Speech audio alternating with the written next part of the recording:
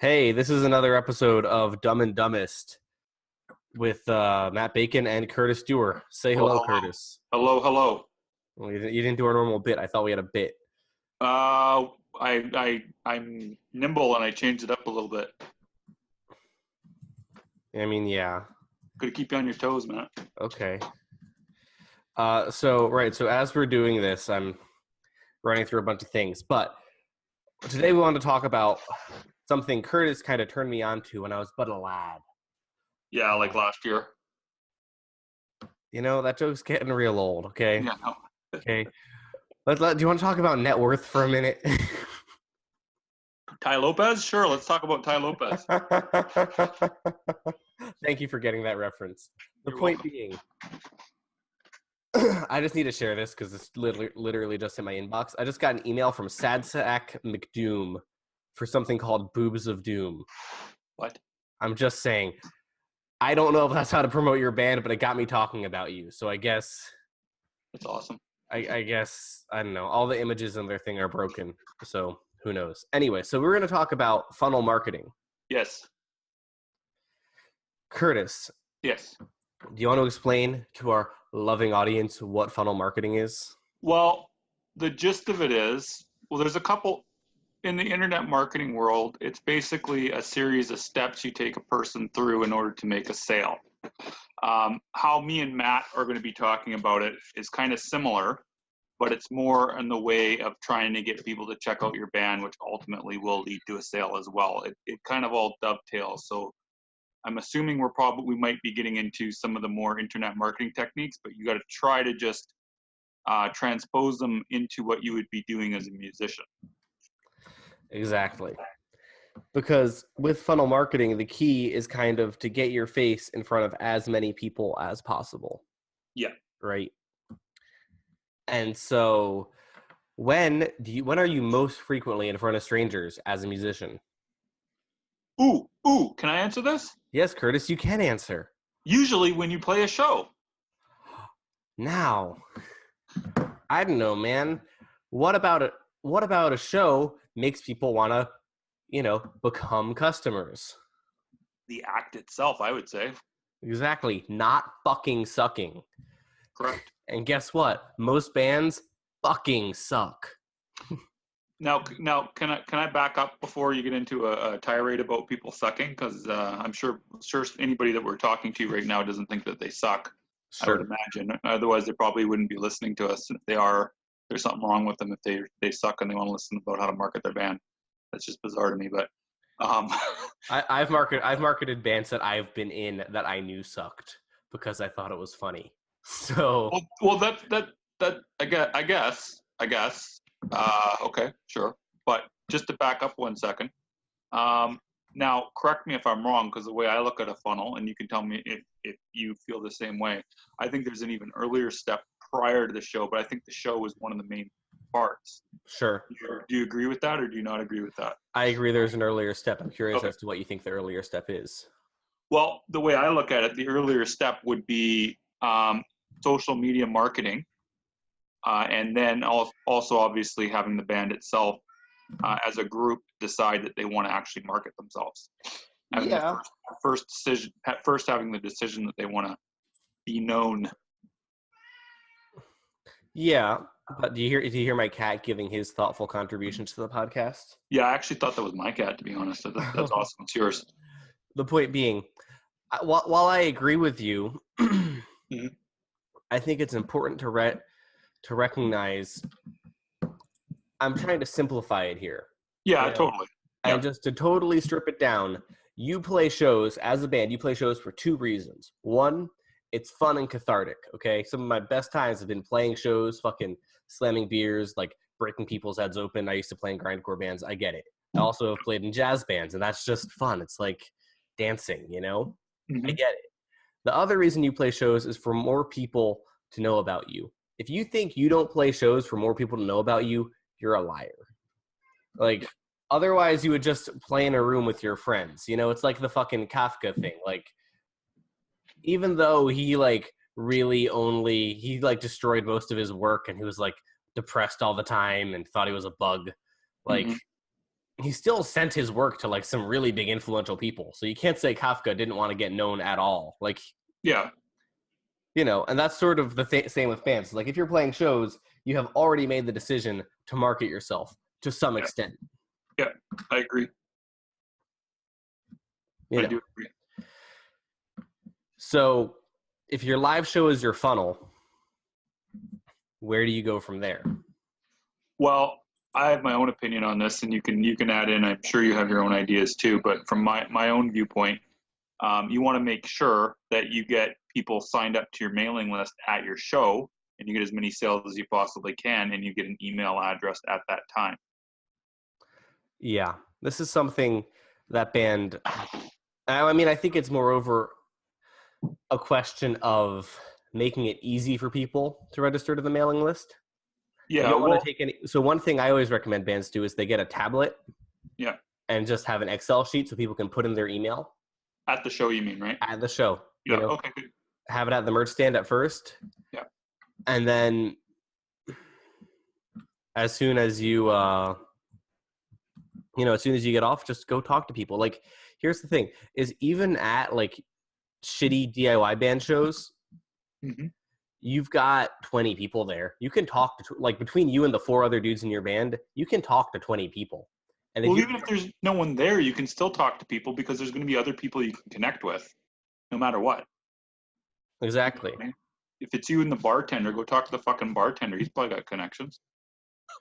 Yeah. No, he probably does. Like, that's just how it is, right? Like, if you just make friends with people, like, people want to talk. Like, humans, you have to remember that humans, the whole point, like, we don't get happier by having more money, right? You get happier by having more relationships, and that's just sort of how it is. Like, and I've realized that recently, and I think you have too, Curtis. Like, I like working with Curtis because we make money, but also Curtis is like someone I genuinely enjoy talking to. Like, I know that sounds dumb, but but like, I wouldn't care how much business Curtis and I could do together if I didn't enjoy hanging out with him. And I've worked with bands where I fucking hated the people in the band.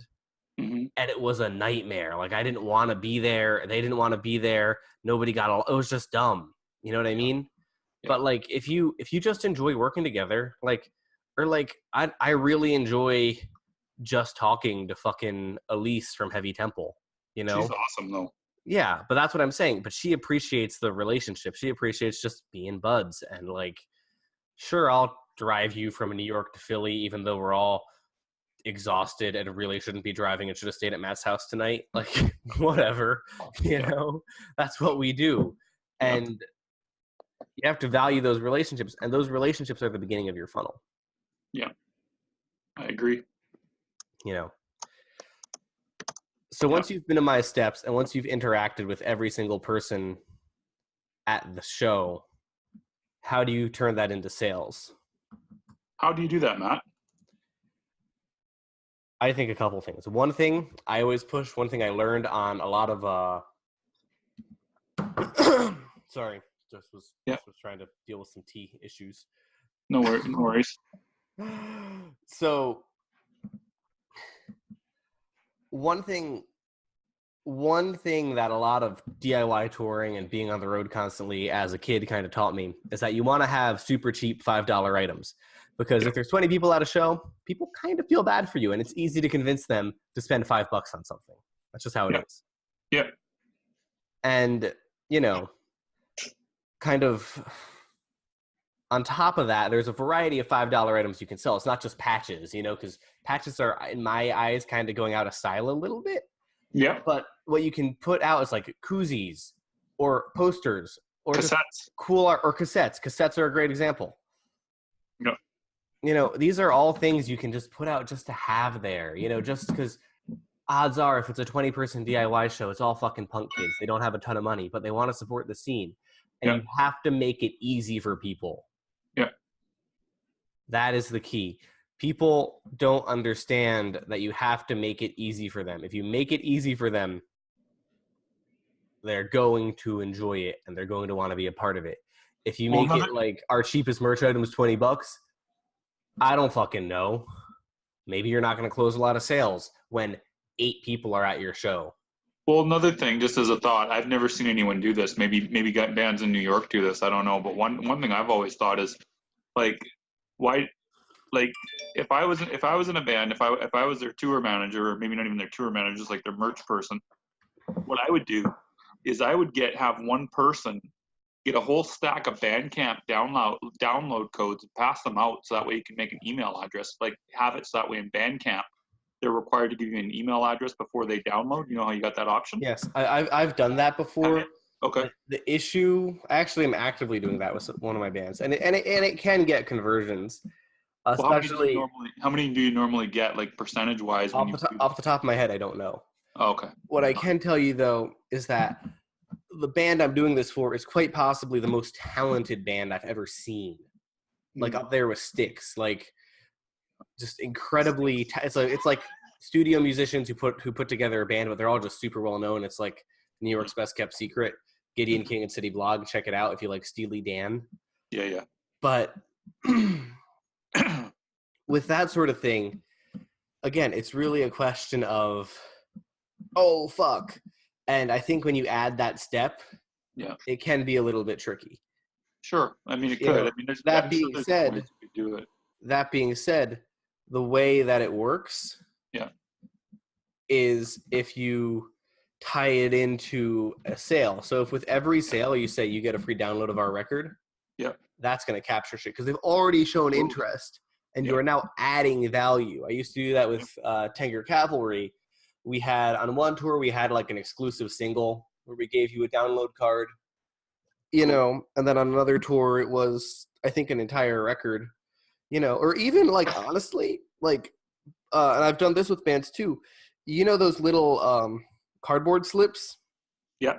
You know, if you get like 500 of those, it's $1.20 a pop. Yeah. And that's a great thing. Like, you can sell those for $10. Like, for like if you have a debut EP or something, and you can sell those for $10 and it's fine. Or if it's an EP, probably more like $5.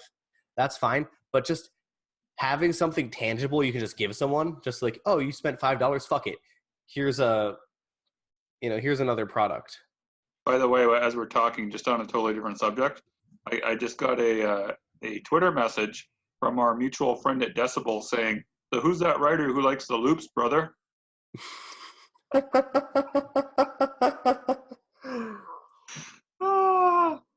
That's see, we don't have, okay, actually, I'm just gonna make a proposal on the air. We have someone working on art for this podcast because obviously it's very new and we're still figuring it out, and I'm making proposals on the air. But what if we did what if we had a Brother May I Have Some Loops? Well, it's too late. I already told him that we just wanted the logo. If he would have told me that last week, I would have been totally into it. Well, maybe we'll make a separate one. If any of our massive listener base, all, you know, should I say how many people? Should I say how many people pay someone else to do the art? So if Matt wants to front up more money, I'm not going to pay anyone. But if you want to, if one of the 72 listeners out there wants to make us a Brother May I Have Some Loops meme with some sort of reference to this podcast, I will make it the cover photo. I don't give a shit. Regardless. I thought that was funny. He tweeted that right when we were on the air. Funnel marketing. Yeah. Keys. So, right. Okay. Yeah. So again, it's all about converting, and it only happens. What people forget a lot of the time, what's very easy to forget, is that the music is the product. And at the end of the day, you and I don't talk a ton about music on this podcast. Like, we don't talk about songwriting. We don't talk about. Well, I know nothing about it, so. Okay. Some of us have been involved in some pretty cool records, but. Yeah, your mom's. Performed on stage at Roadburn with Sabrosa. Thank you very much. I just need a little bit of dignity here. Oh, I forgot that you got this, that you did something with Sabrosa one time. Weren't you like the guy that went and gave them towels whenever they needed one or something like that? Got their handkerchiefs for them? No. The guy that grabbed their drinks for them when they needed them? Anyway. Irregardless. Now you've made me lose my train of thought. See? Now he looks silly. Matt was the water boy. I was not the water boy. I was Picture not Adam Sandler, that was bad. Anyway. Yeah. The product is the music, and if and to an equal extent, I would argue, maybe even a greater extent, the live show. Yeah, I agree. Because there have been countless bands that I have listened to and thought were sick, and then saw live and they couldn't do it, Yeah. Whereas there's other bands like Noisem. Yeah. Like those dudes, I listened to the record. The record was sick, but it didn't really like get me. And then I just started to see them at house shows all the time. We were all teenagers, right? I managed them for a minute, actually. We were all kids, but like it was this exciting thing, and they just fucking I'm still deaf in my left ear from a Noisem show I saw at a record store 4 years ago. And record-wise, they didn't like. I've seen live videos of them. Live, they definitely seem better. But they're just insane. Like you'd go to these shows and people would just be destroying each other, and it was like this cultural moment. Yeah. But they captured that in the fucking live energy. You know what I mean?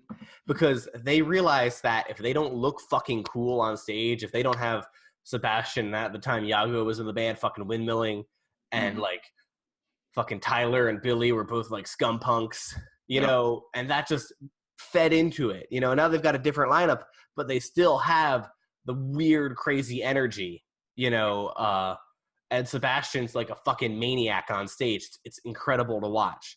And that brings them to a new level, right? Well, and it makes them special. That's why Sebastian is getting invited to go play with Exhumed and Coffin Dust and all these other bands. Because so let me ask you this, Matt. They realize the live show is what you're selling. Well, hold on one second. Now, let me ask you this, because there's a lot of people that are going to be listening to this, and a lot of people that we both work with that don't play many live shows because they got day jobs and they can't take the time off to go tour, or somebody in the band does, right? Yeah. So how would funnel marketing apply to someone that doesn't really tour? What would be their product, in your opinion? I got my own opinion, but I want to hear yours. Okay, for someone who doesn't tour? Yeah, like for like bands like I don't know. Should I give a real example or no? Yeah, sure. Why not? Mr. Plow, for example, aren't going to be really touring that much, or even anybody else in their area. Like they're just not going to be touring that much. They all have day jobs, and they probably can't take more than like a week off at a time or whatever, even if they wanted to, right? So, like for them, what would you say, for just using them as an example, what would you say their product would be? So I actually recorded an episode of my ongoing video series, #Bacon Spits, for the Riff Relevant page the other day. Or not Riff Relevant, I'm sorry, Indianapolis Doomed and Stoned, one of my favorite festivals in America, and I've been to them all. That's not an exaggeration. Last year, I think I went to 20 festivals. It was a lot. Wow. Point being, you can use festivals as your funnel. Well, okay, so because hear me out. Because Mr. Plow is a great example. At South by Southwest, they did 2 showcases. They were the band people raved about the most. Oh, I didn't realize they went there. Okay. Yeah, because they brought it live. It didn't matter. They understand. Same with there's another band on Ripple called Zed. Yeah. Same deal. And I remember Zed at South by. I got them an ideal slot for one of the unofficial showcases. There was like 250 people out front. Yeah. And so I remember watching them, and the Zed is kind of differentiates because the bass tone is fat. And it's excellent. And this drunk dude walks up to me and says, "That dude's bass tone, bro." And then he like wanders off or whatever. But like they brought it, and they knew they were bringing it, and people realized that and bought in. You see what I'm saying? I do, yeah. Even if you're not playing a ton of live shows, you still have a funnel. And then, okay, fine. You can't play live at all because... Let's say Zaster, or however you say his name, for example, who's going on Prophecy. Like, he doesn't play live. Yeah, he does. Oh, I thought he didn't. Okay, well, then... Friday. Oh, I didn't realize he did. Okay, well, let's say a black metal band then. No, okay, but there are bands on Prophecy who don't play live. Yeah, exactly.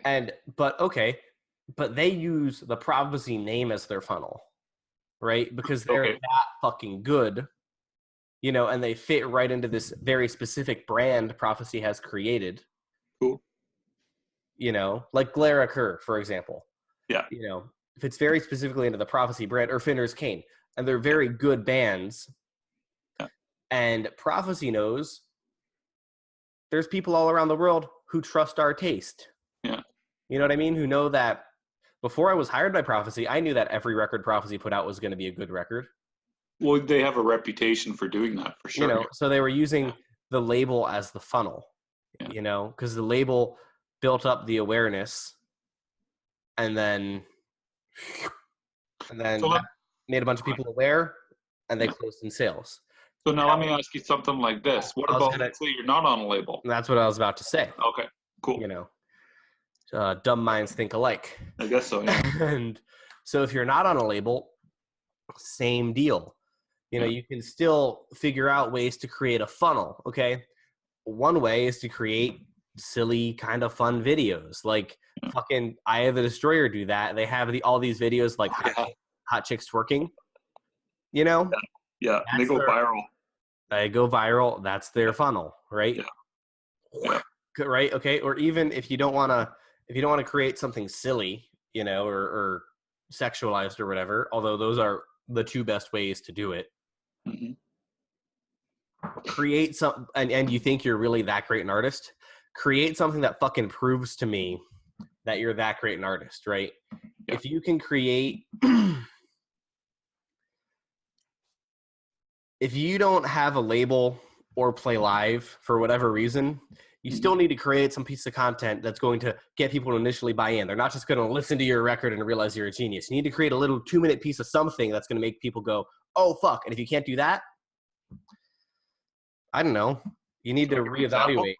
Can I give you an example of someone who I think did an awesome job at creating a funnel without even realizing it, who's a one-man black metal band? Sure. Okay, Dan Jackson of Void Ritual did an amazing job. He basically got himself known from Twitter. Me and him hooked up back in 2014 just because we just got friendly on Twitter. I helped him out. And, I mean, he just blew up because of the fact that he was always talking to people on Twitter. And as a result, basically everyone and their dog at every major piece of media has covered him. He's been on Noisy, he's been at Metal Injection, Metal Sucks, you name it, he's been covered there. And he's a dude that fucking makes music at home. You know what I mean? But he gets really, really good press. And that's all from using his funnel as Twitter. And he's also written for places as well as a result. That's another method of contact in order to get a funnel going, because connecting with other journalists can help, right? So Dan did an amazing job, in my opinion. And your network is your funnel to a certain extent. Yeah, like if anybody wants to go look at what Dan has done over the years on his Twitter, he's at Void Ritual on Twitter, and if you just watch everything he's done over the last 4 or 5 years to get himself known, I mean, it's amazing what he's done. He's done really, really, really well for himself. I mean, I wouldn't have started working with him if I hadn't talked to him on Twitter and he hadn't butted into some conversation. Well, not butted in, but he started talking. Inserted himself, yeah. And, you know, I mean, it helped him get more PR, and it helped him make tons of sales. I mean, he got signed to Tridroid as a result at one point. He was on, I can't remember the name of the label, but he's been on a couple labels. He's just done really well for himself for being just a guy that makes black metal at home, you know what I mean? Yeah, exactly. Yeah. And I think that there's like have I talked to you about like the the American football / neutral milk hotel effect? I'm not recalling that off the top of my head. I think I would if I heard that before. So, for the uninitiated, American football and Neutral Milk Hotel are two bands from the late 90s who kind of ended up getting really popular just kind of through hipsters trading records, right? If you think that's going to happen to you, because they did no marketing, if you think that's going to happen to you, you're a fucking idiot. The odds are literally zero. Pretty much, yeah. Like, I was literally just listening to American football, and I've been hassling Tony Reed from Moss Generator to listen to Neutral Milk Hotel for like 2 months now. Like, I fucking love those bands. Don't get me wrong. But also realize that's fucking weird and unique and doesn't actually happen. Like, I'm sure it has, but it's so fucking rare. Well, like, think about it this way, okay? You're listening to this. You're probably aware of your town's house show scene, okay? Neutral Milk Hotel and American football are probably the two biggest bands to kind of come out of shitty house show scenes. Yeah. Think about how many bands are in your house show scene. Now think that there's at least that number of bands in every other major city in your country and the world doing house shows. Okay. One is going to break through every 5 years with no marketing. Mm-hmm. You know, like Yeah. it's not like, oh, well, someday someone's going to discover my shit. And it's actually less likely now, because at least when fucking, you know, this is kind of the tail end, but when Neutral Milk Hotel and American Football did it, there still was like some money from labels, and there still was like some marketing clout or whatever the fuck. Mm-hmm. You know what I mean? Mm-hmm. So I don't know, man. Just think about the odds. Think about, here's the thing. Assuming you're not a complete idiot, Mm-hmm. very few things work against you. The Yeah. question is more to build things that work for you. Yeah. Does that make sense? Like, Makes sense to me. like assuming you're not like bailing on shows and not answering email interviews and being generally communicative, assuming you're like communicating and stuff, like, Yeah. no one's gonna judge you for dressing like shit on stage, but if you dress nicely, you're gonna go up a level. No one's gonna judge you for not getting stuff done in like a super pro studio, but if Yeah. you do, you're gonna go up another level. You know, no one's gonna talk. You know, if you get like 5 out of 10 album art, no one's gonna be like, oh, they only have 5 out of 10 album art. But if you get 9 out of 10 album art, people know. You see what I'm saying? I do. Like very few things, and that's kind of why it's hard to convince people to do shit at all. Is like, oh, it's not actively working against me. No, it's not. But do you want to reach, like, even fucking Enslaved to do that? Like, do you know how much time Enslaved's manager invests in the light rig for that band? I've seen I've seen some posts that appear like he does a lot of time. Yeah. Yeah, like that was like a major thing for him to get that perfect, because he realized that having good lights wasn't hurting Enslaved, but having great lights, Yeah. like as someone who's seen Enslaved like 20 times, Yeah. you know, and I'm young, so the first time I saw Enslaved was still like 2013, 2014. Like, it's not like I've been seeing, you know what I mean? But Yeah. even in that short time, that's like one tangible thing. Yeah. And it just brought them to a whole new level. And it's the same with you. Is if you want to optimize your funnel, optimize your fucking funnel. Yeah. You know what I'm saying? And Like, even start one.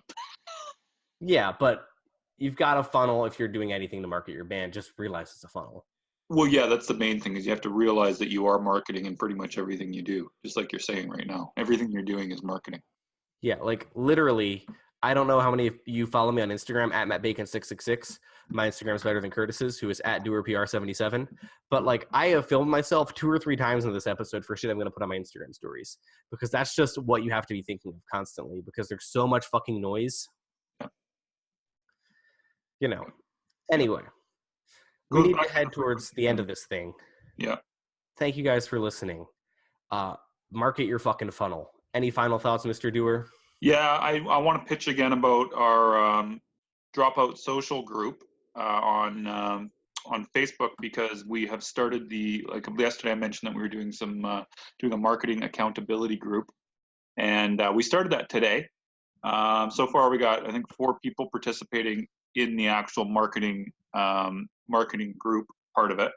So if you would like to join and catch up, please do. I don't know what the URL is exactly, but if you search for Dropout Social, Matt, request to join from Matt. Matt will let you join.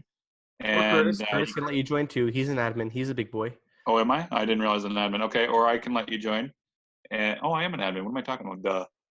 Okay, one of us can let you join. And anyways, it's really cool. Today we went over just some first basic stuff, but we're going to be doing challenges every day. And the goal is that eventually people are doing a lot better on their marketing just as a result of being part of this group. It doesn't cost anything. At some point in the future, Matt and I might charge to have people join the group, but right now just free, because we just want to see how it goes. And I think it'll be a lot of fun. And then also, if you're in that group, you can ask me and Matt any questions that you want as well. I mean, you can DM us throughout the day anyways, but right there you can get kind of like some private information if you ask for it, if you know what I mean. Yeah. Matt's home phone number, that type of thing. It's all there. Yeah. That's my final thought. So I really, really want people to sign up for the group. I would like to have more than 4 people in there. And also, if anybody has any questions for us whatsoever, or any topics rather that they'd like us to talk about on the show, please let us know. It's got to be about marketing. I don't want to get into the technical details like Matt said about songwriting and stuff like that. I know nothing about it. Matt might know a little bit. I'm not a technical musician guy. I know about how to market your band. I don't know anything about the technical aspects of it. So, yeah, that's my pitch. Perfect. Also, if you want literally free money for your band, hit me up, Matt at dropoutmedia.net. We have a merch fulfillment thing going. It's already cooking really well.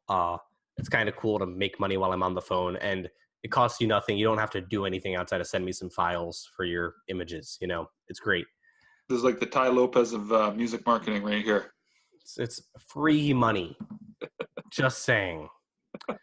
Anyway, thank you guys so much for listening. Are we done recording yet or what?